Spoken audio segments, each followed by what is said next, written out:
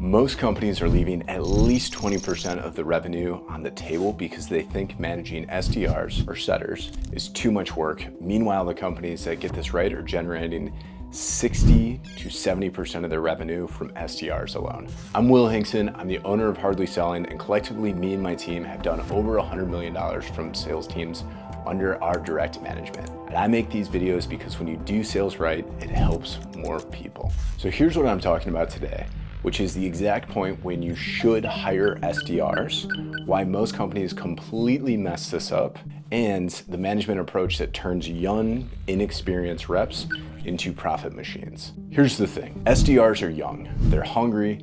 Honestly, they're gonna be your least experienced salespeople, but here's what nobody tells you. Managing them requires a completely different skill set than managing experienced closers. I personally learned this the hard way. When I hired my first SDRs, I watched him burn and crash down for 3 weeks straight. And think about it like this. You wouldn't hand somebody car keys and expect them to navigate rush hour traffic without clear directions, right? But that's exactly what I did, and that's exactly what most companies do with SDRs. They throw them into a CRM with almost zero structure, and then they wonder why nothing happens. The companies crushing it treat their SDRs like McDonald's treats new employees. And I know that sounds weird, but everything is systemized, everything is documented in terms of processes, and supervision is constant. And so let me give you a really good example of what I mean. So my daughter's 6 years old, or she's about to be 6 years old. Every night, there's usually a task that we do before bed. Typically, it's gonna be cleaning up her toys, brushing her teeth, all of that stuff.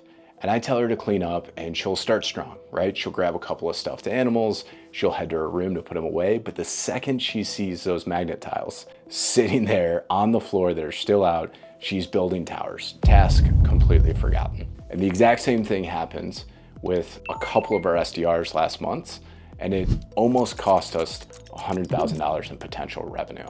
But here's the thing, those SDRs weren't being defiant. They're just young, they're easily distracted, and they need constant redirection to stay on task, right? If any of this sounds familiar, you probably have SDRs. But here's the math that might change the way that you think about this, because you may be thinking right now, like, Will, why would I even incorporate SDRs if it's a giant pain in the ass like you're saying it is? Think about this. Let's say you spend $1,000 on ads and generate $3,500 in revenue, right? That's what's called a 3.5x ROAS, or return on ad spend. But here's what most people miss. You only capture the leads that go through that funnel perfectly. What about everybody else? What about the people that opted in, but they didn't book a call? They booked a call, but they canceled. They bought a low ticket product, but they never saw your high ticket offer. Never went through your entire funnel, right? Without SDRs, these people disappear forever.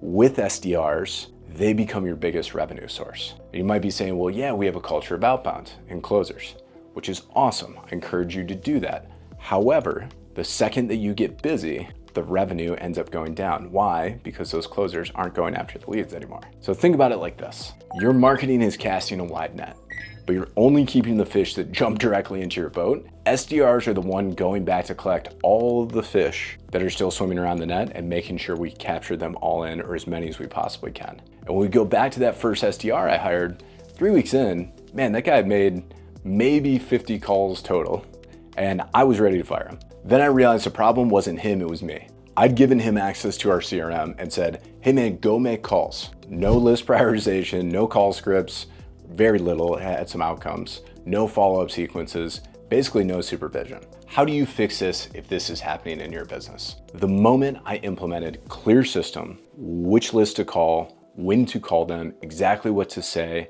how many touches per lead, daily check-ins, that same underperforming SDR started generating 40% of our monthly revenue.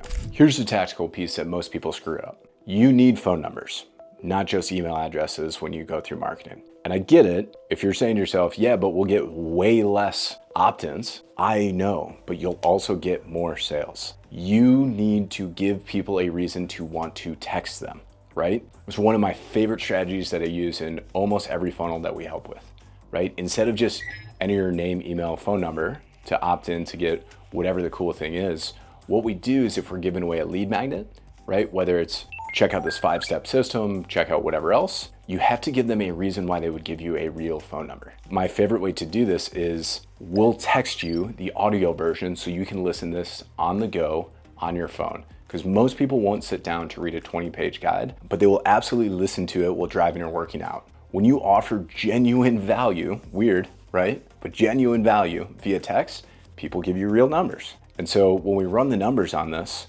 what you get is, yeah, instead of getting 100 opt-ins, you might get 85 or 90, but now you have 85 or 90 you can actually reach out to and call, right? The difference in between booking calls is huge. Whereas if you look at when you're only getting emails in an email only strategy, retargeting campaigns might capture another 5 to 10% eventually. But with that phone number strategy, with a good text as well as outbound campaign, your SDRs are gonna reach way more people and book way more conversations that never would have happened if you only did email alone. And so do you remember back to that SDR who almost cost us 100K? Well, here's what happened. He was supposed to be calling hot leads within 5 minutes of opt-ins. Instead, he was organizing his desk, checking email, he was going on social media, who knows, he was probably catching up on Netflix, basically doing everything except what actually generates revenue. Just like my daughter getting distracted by toys, that SDR wasn't being lazy, he just needed structure and supervision. We implemented what I call task supervision, which is specific time blocks for specific lists. Hourly check-ins for the first couple of weeks. After that, we go to a couple times a day. After that, we go to, basically, they're filling out end of days and we're doing a weekly check-in. Clear metric, call per hour, not just calls per day. And the result from this is our SDR team went from 25% of revenue, i.e. they were calling people and that was producing 25% of revenue, to all of a sudden they were producing 65% of the revenue for the month after that first 2 months. So here's exactly what to do. If you don't have SDRs yet, check your slot utilization. If your closers' calendars are 70% to 80% full, i.e. being booked consistently, you're ready. Don't wait until you're drowning. If you have underperforming SDRs, stop blaming them and start building systems. Document every process like you're training someone who's never done sales before. Calculate your opportunity. How many monthly opt-ins? Don't book calls. Then from there, when we look at that, multiply that by 20%, because that's on average what you're gonna be able to book. And what you're gonna see is 20% increase in sales. That's the money that you're leaving on the table every month, bare minimum. Bottom line, SDRs can generate 60 to 75% of your revenue, especially the bigger you are. The bigger you are, the more important SDRs are. But this is all without any additional ad spend, but only if you manage them with clear systems and consistent supervision. Most companies fail because they expect SDRs to kind of just figure it out on their own. The ones that succeed treat SDR management like a skill that needs to be learned and systemized. So if this changed how you think about SDRs, especially how you manage them, how you organize the systems, how you set them up for success, please drop a comment letting me know down below. I make these videos for you guys, and I would love to see what you would like to hear more of from me, as well as what that's doing inside your business. All right, I'll see you guys in the next one.